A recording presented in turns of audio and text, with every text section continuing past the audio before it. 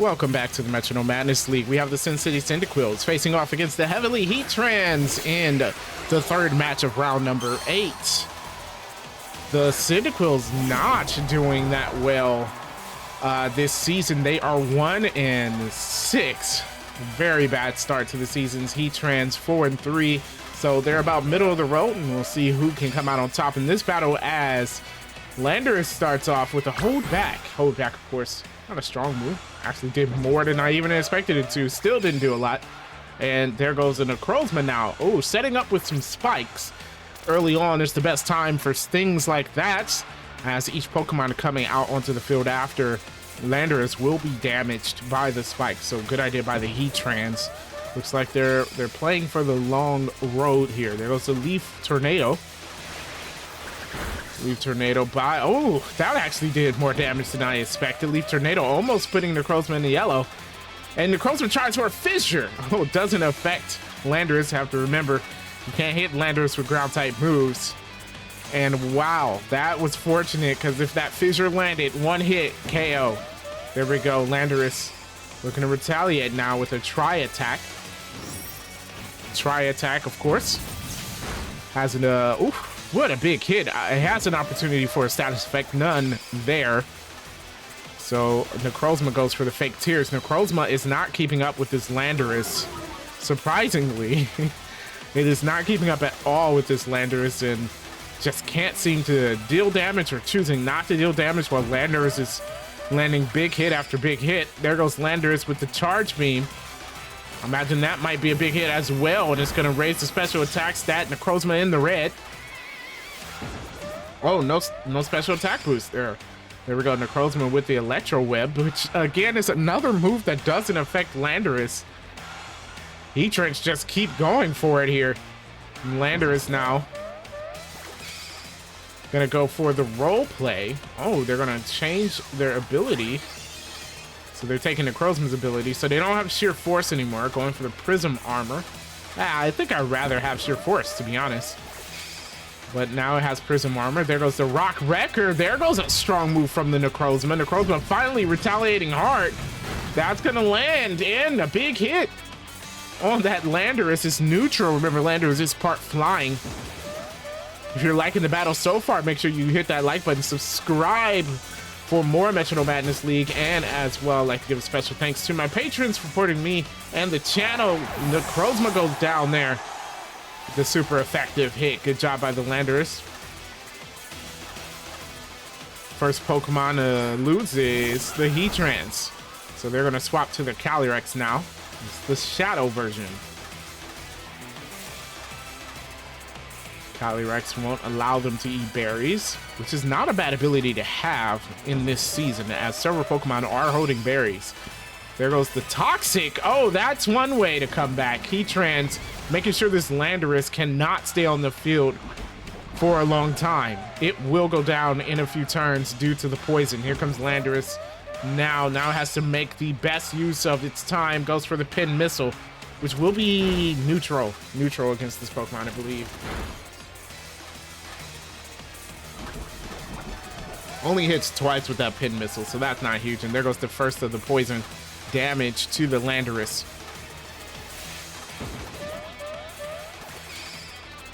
There we go. A speed swap.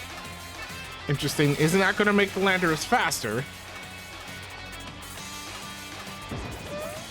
Yeah, I'm not sure that's what they wanted to do there. So fake tears coming from the Landorus now. Not going to lower the attack or special defense. Oh, it's fake tears did attack. Okay, special defense. The poison doing a bit more damage. And now, yes, Landorus is faster thanks to the speed swap. So bad move by the Heattrans there. It's going to go for a Tickle. Ooh, Landorus is wasting a lot of time going for these stat-lowering moves.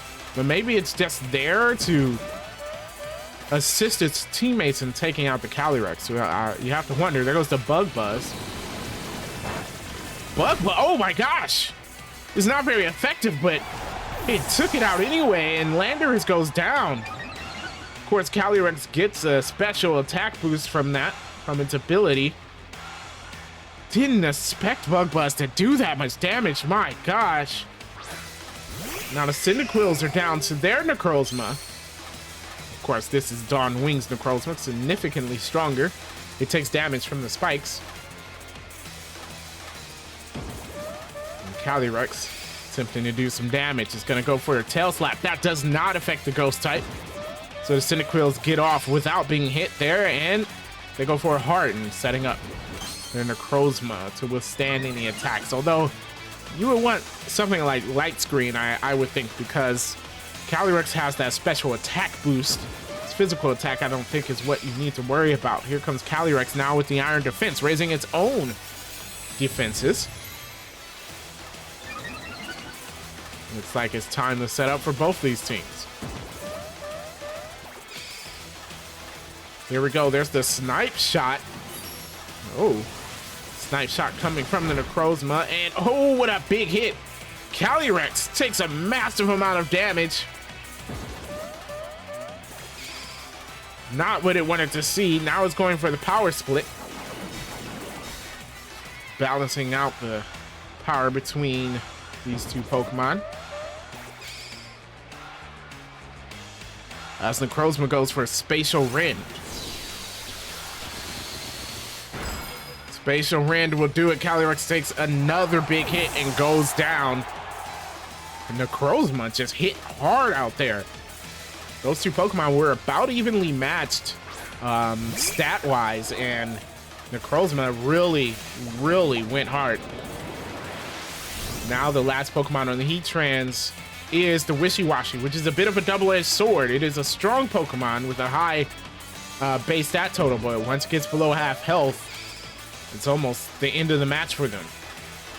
Kind of the opposite of the Zygarde that we have out here, which gets a boost after it reaches half health. Wishiwashi is going to go ahead and go right here. And it's going to go with a Night Slash, which would be super effective. Ooh, good hit from the Wishiwashi. Not quite at halfway. About a third of Necrozma's health went down. A smart move by the Heattrans, though. Here comes the Necrozma with a Swagger.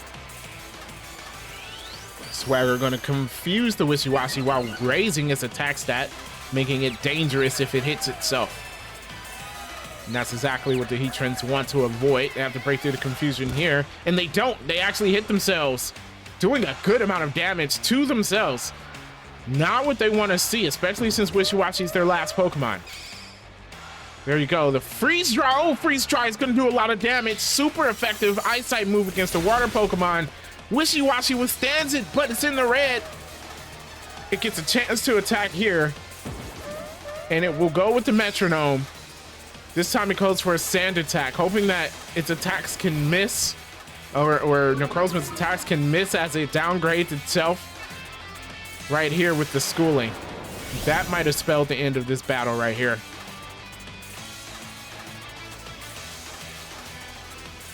Here we go. Necrozma gets to go first against the Wishiwashi. And it's going to be an Ember. It's resisted, but you know what? The power difference is so huge. Yeah, Wishiwashi cannot withstand it. It goes down, and the win goes to the Cyndaquils. That's their second win of the season right there against a team that arguably was much stronger than them. The Heattrans go evenly 4-4. If you enjoyed that battle, make sure you hit the subscribe button, leave a like on the video so others can hear about the Metronome Madness League. And I will, of course, catch you next time.